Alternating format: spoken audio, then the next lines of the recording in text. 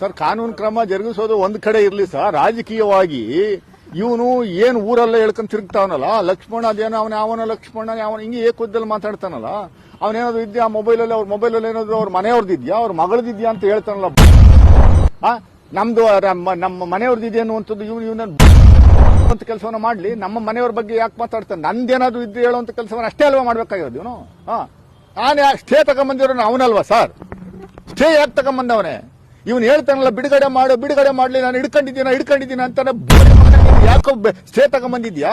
ಅದನ್ನ ವೆಕೇಟ್ ಮಾಡಿಸೋ, ಬಿಡುಗಡೆ ನೆಕ್ಸ್ಟ್ ಡೇನೆ ಮಾಡ್ತೀನಿ, ನೆಕ್ಸ್ಟ್ ಮೊಮೆಂಟೇ ಮಾಡ್ತೀನಿ, ನೆಕ್ಸ್ಟ್ ಸೆಕೆಂಡೇ ಮಾಡ್ತೀನಿ. ನಾನು ನೆಕ್ಸ್ಟ್ ಸೆಕೆಂಡೇನೆ ಎಪಿಸೋಡ್ ಮೂಲಕ ಹೇಳ್ತೀನಿ ಇವನ್ ಕತೆ ಏನು, ಕರ್ಮಕಾಂಡ ಏನು ಅನ್ನುವಂಥದ್ದು ಹೇಳುವಂತ ಕೆಲಸವನ್ನ ಮಾಡ್ತೀವಿ ನಾವು.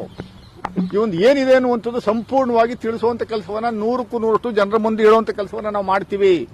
ನಿನ್ನ ಯೋಗ್ಯತೆಗೆ ನನ್ನ ಚುನಾವಣೆ ಸಂದರ್ಭದಲ್ಲಿ ನನ್ನ ಒಕ್ಕಲಿಗ ಅಲ್ಲ ಅಂತ ಹೇಳಿದ್ದೀನಿ. ನನ್ನ ಒಕ್ಕಲಿಗ ಅಲ್ಲ ಅನ್ನುವಂಥದ್ದು ಯಾವ್ದನ್ನ ಪ್ರೂಫ್ ಕೊಟ್ಟ ನೀನು? ನೋಡಿದ್ದ ನೀನು? ಮಗನೇ, ನೀನು ಸರ್ಟಿಫಿಕೇಟ್ ಸಮೇತ ಡಿಸ್ಪ್ಲೇ ಮಾಡಿದ್ನಲ್ಲ. ಇಂಥವೆಲ್ಲ ಮಾಡ್ಕೊಂಡು ತಿರುಗಾಡ್ತಾ ಕೆಲಸವನ್ನು ಮಾಡ್ತಾ ಇದೆಯಾ ನೀನು? ನಿನ್ನ ಯೋಗ್ಯತೆ, ನಿನ್ನ ಟಿಕೆಟ್ ಯಾಕೆ ತಪ್ಪಿತು ಅನ್ನುವಂಥದ್ದು ದಯಮಾಡಿ ಅದನ್ನ ಇಮಿಡಿಯೇಟ್ ಆಗಿ ಹೇಳುವಂತ ಕೆಲಸವನ್ನು ಮಾಡು. ಟಿಕೆಟ್ ಏನಕ್ಕೆ ತಪ್ಪಿಸಿರು ಅಂತ.